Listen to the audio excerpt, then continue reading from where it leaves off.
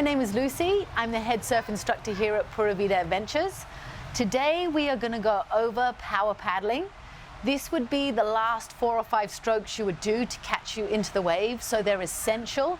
They help pick up speed. They're the most powerful, dynamic strokes you would use out in your surf session. So that's what we're going to be covering today. We're going to go over the essentials that will help you do the last couple of powerful strokes to catch your wave. So the first thing you want to check is you're in the sweet spot on your board. So if you're slightly too far forward, if I was up here, this isn't going to work. I'm going to cause friction at the top of my board. So I'm going to wriggle myself down. I'm going to get into the center. I'm going to start to activate my core. So my lower body isn't relaxed. I'm kind of activated and I'm nice and centered. So here I'm going to keep my body as streamlined as possible in correlation to the board. For my fingers, I'm going to keep my hands nice and together so that I'm going to get maximum drag with each paddle. When I'm paddling, I'm going to reach as far forward as I can. I'm going to pull all the way underneath the board and all the way back. What a common mistake can be when you're paddling is paddling out to the side and pulling the water which runs alongside of the board rather than actually pulling right underneath your surfboard.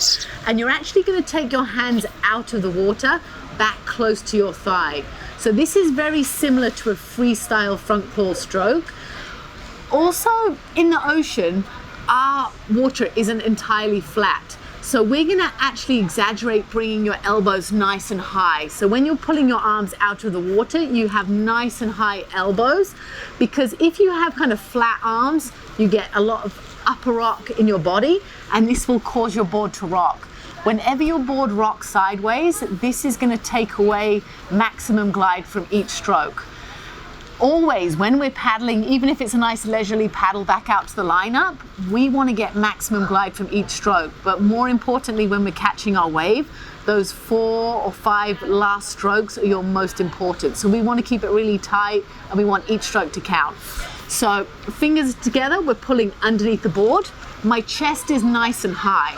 This is my normal stroke. This is the speed I would use to paddle around, readjust my position. When I was going to get ready to do my last couple of strokes, I would pick up in velocity and slightly drop my chest.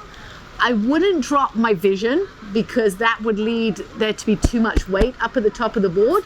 But if I drop my chest here, it's actually going to place a nice amount of weight to help me actually drop down the face of the wave.